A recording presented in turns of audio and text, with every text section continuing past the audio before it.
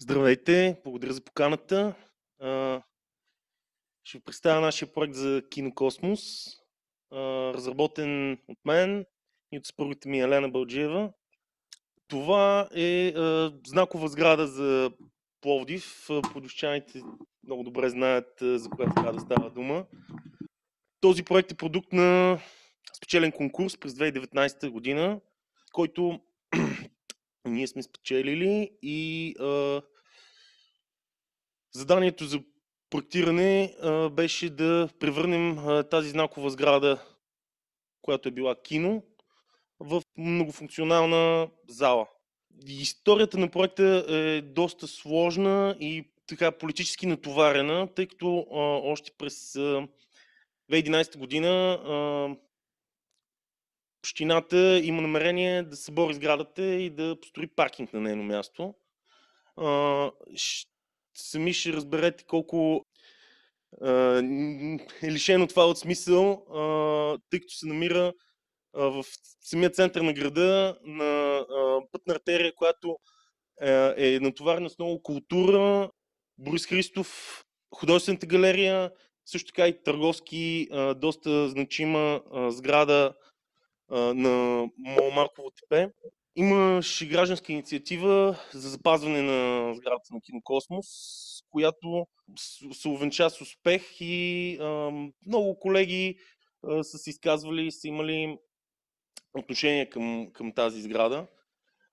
Ние идваме в един малко по-късен етап през 2019, когато печелим конкурса и с нашето предложение и реализираме в последствие технически проект през 2022 година. Ще видите и паралела, който в последствие ще се направи. Сградата, която е построена, започната да се проектира през 60-те, открита е 62-а, е била натоварена с така, бързало се в последния момент и е имало малко пиар елемент, открита е за 9 септември.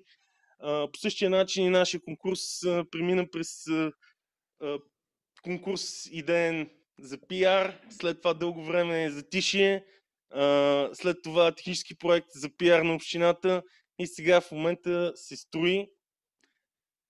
Естествено, до следващите избори трябва да е готова.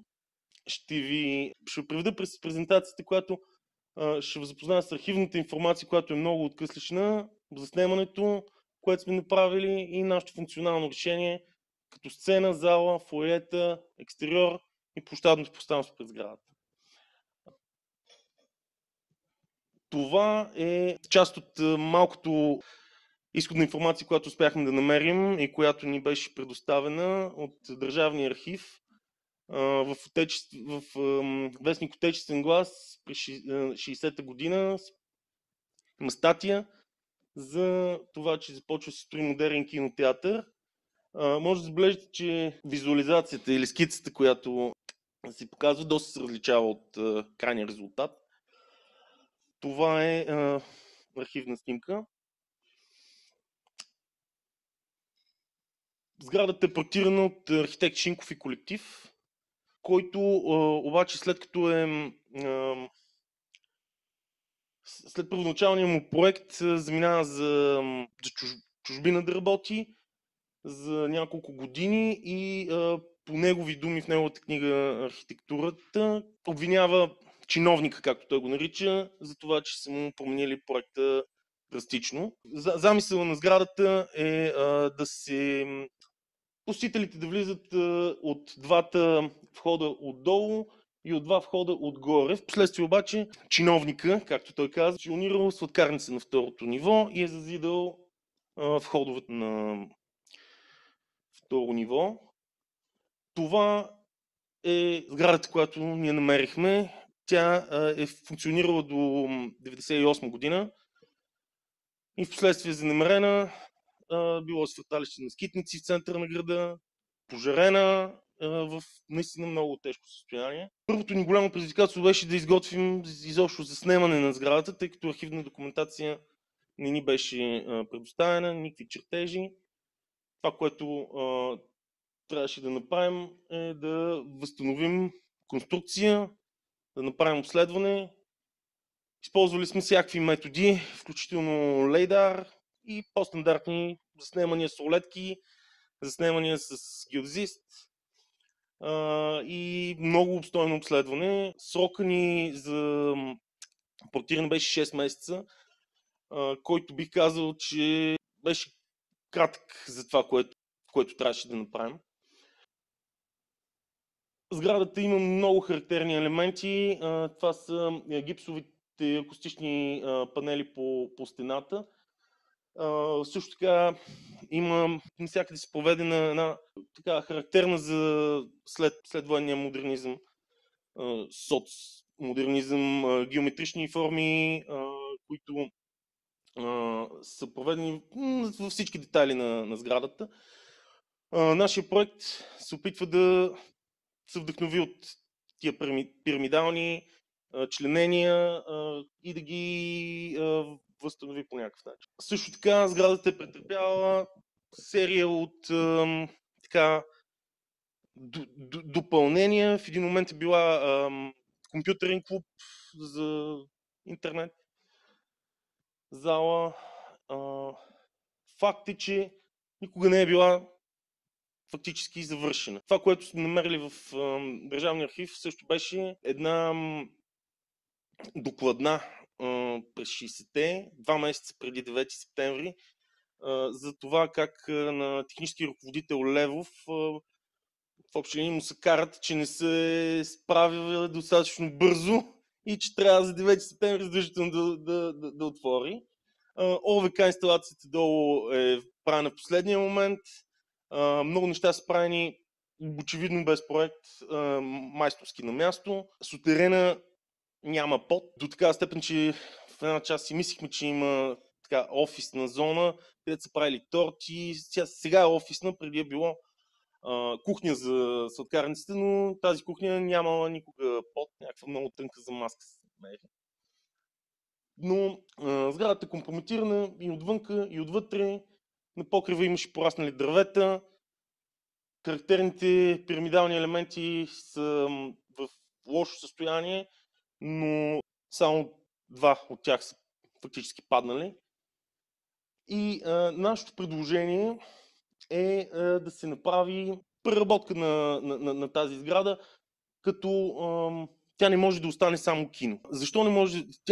Пловдивската общественост очаква да е кино, но тя не може да остане само кино, тъй като модерните мултиплекси само на няколко метра от тази сграда предлагат 12 зали, а тук имаме една зала, проектирана за 900 човека, реално реализирани пак по архивна документация от това колко билети е можело да се продадат, 720 души.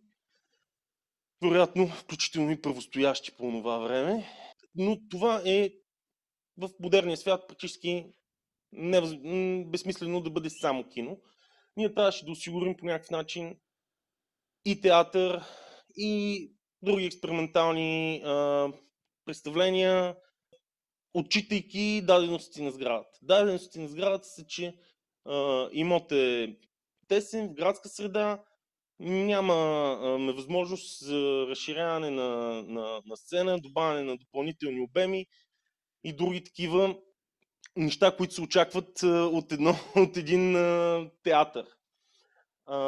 Но все пак сме намерили начин да разширим сцената, намерили сме начин да осигурим и едно кафе като реплика на сладкарницата, която съществува, зала за 600 човека с сценична механизация, за която ще ви разкажа малко по-късно. Офиси, да приведем сградата в нормален вид, тъй като имаше само 2 тоалетни недостъпни за инвалиди. Тези 900 или 600 човека трябва да имат и нужните спомагателни помещения. И така. И едно фоайе, което считаме, че може да бъде използвано за изложби, за презентации. То също е хубаво да е гъвкаво. Реално функционалните единици са 2 на тази сграда. Фоайе и зала. Всичко останало е спомагателно.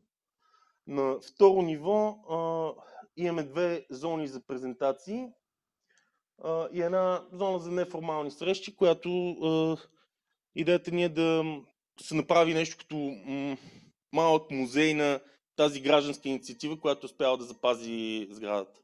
Тъй като тази инициатива считаме, че е много ценна и много важна за града и ние правим презентационни зали, зали за общуване, зали за обсъждания, където да може да се канализира тази енергия и за напред.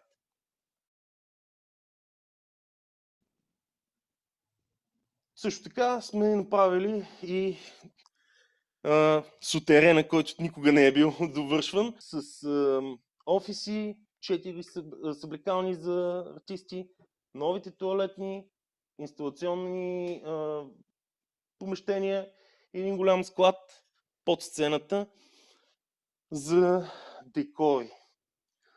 Тук може да ги видите в разрез. Това е надфункционална единица фоайето на 2 нива, кафенето, залата, прожекционното, което си запазва мястото. Сградата има междупокривен обем, който ни помогна доста в решаването на проблемите на сценична механизация. Съблекални, тоалетни и техническо помещение и склад, който да може да се обслужва отвън. Това е доста предизвикателно, но много нужно, на много тясно място. Сме направили система от 2 подемни множечни платформи, които да могат отвън да се складират декори в склада и при нужда да бъдат качвани на сцената. Нужно ни беше да направим малко нестандартна за зали сценична механизация, защото стандартният вариант изисква много голям обем над самата сцена. Използват се мотор-редуктори.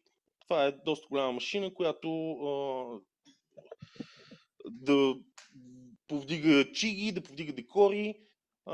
Нашето решение беше да се подходи както в Топоцентралата в София, както в театър Азарян, когато нещата са малко по...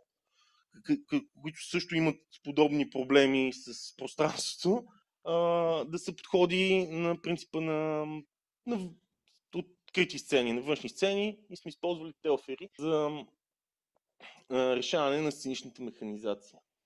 Разгледани са нови ъгли за вариант сцена и вариант кино, които не бих казал, че си противоречат, но се изисква известна гъвкавост в това решение, защото имаме един твърд портал, който да работи за кино и в вариант на театрално представление или танцово представление, концерт, тази сцена, която е прекалено широка и прекалено плитка, да може да бъде леко стеснена, за да може да обслужва и другия вид представления. Сцената е разширена, намерени са места за различната аудиовизуална техника, която е нужно, осветление, аудио обезпечаване, използване киноекрана, тъй като сградата има само, сцената има само едно стълбище, което да обслужва сутерена. Е използван киноекрана да образува своего рода коридор, с който да може артистите да минат и евентуално се появят и от другата страна на сцената. Това е киноекрана. Това е портала, както би изглеждал във вариант на кино. Системата от завеси също така наистина може да се направи, не че е толкова нестандартно, но различно от повечето сцени. Извита основна портална завеса с група от софити, които да крият сценичната механизация отгоре и планшети отстрани, които пък да има вариант за стесняване на портала. И са качени на тези сценични гради нужното осветление, което Дима Петрова след малко ще ви представи по-подробно. Куполът, който горе, в първоначалния проект на архитект Шинков е трябвало да бъде подвижен и пак чиновникът го е бетонирал. Никога не е бил подвижен, но в интерес на истината в пловдивската истории всички хора очакват все още да се движи този покрив. Няма да се движи покрива, бетонов е, с бетонови гради. Това, което ние сме направили е да го използваме за да поместим пак аудиовизуални съоръжения и да си решим димоотвеждането, тъй като тази сграда, без да е паметник на културата, трябваше да спазваме някои правила, които пловдивската общественост очаква да се съхрани визуално, но и също така трябва да работи напълно в актуалните норми. Изготвихме акустичен проект, който винаги има затруднение в тази посока, защото една концертна зала очаква пространство с малко по-висока реверберация. Киното се очаква да бъде максимално тихо. Подбран е коефициент на реверберация от 0,9-1, който постигаме. Естествено, това нещо ще бъде тествано най-накрая, когато сградата е готова и ако е нужно, ще бъдат взети допълнителни някакви мерки. Изготвим част от проекта ни е тази, на английски се казва Whisper Wall, тази сложна стена от елементи, която има за цел да премахва флътър ехото. Направили сме модел на нея. Това е как работим с купола и с димоотвеждането и системата от телфери. Голямото предизвикателство беше наистина да се намери начин тази сграда, тази сцена да работи, да е максимално гъвкава. Защото колкото и да е мила на всички подушани тази сграда, тя много прилича на едно читалище и има проблемите на малка сцена, на недостатъчна сцена и липса на възможност да се добавят обеми. Фоайетата са също решени гъвкаво, с подвижни стени, които да могат да се преконфигурират във вариант за изложби, за вариант в нашите разговори, тъй като нямаме голям контрол върху това точно как ще бъде използвана тази сграда, но ние, както виждате, сме намерили вариант да се бъде използвана за кино. Това е кинопрожекция за 600 човека. Такова нещо би се случило според мен на премиера на някой български филм, да се направи роудшоу, както се казва в Америка, с червен килим и с представяне, с кетеринг отпред. Това е сценария, за който сме разсъждавали за кино. Редовни кинопрожекции, не че не може, просто някакси са непрактични. Разработени са сценарии в затворено положение на тези стени, в отворено положение. Обезпечили сме билетна каса, запазили сме облицовките от врачански камък. По-скоро сме запазили врачанския камък, но сме подменили тези облицовки. Бяха силно компрометирани. Имаше течове в цялата сграда на всички нива, така че сме също така се постарали да запазим характерни интериорни елементи, като тези полулипсовидни окачени тавани, поради липса на по-правилна дума, на триъгълните осветителни тела на входа и характерното решение за трибуната, интериорно решение за трибуната.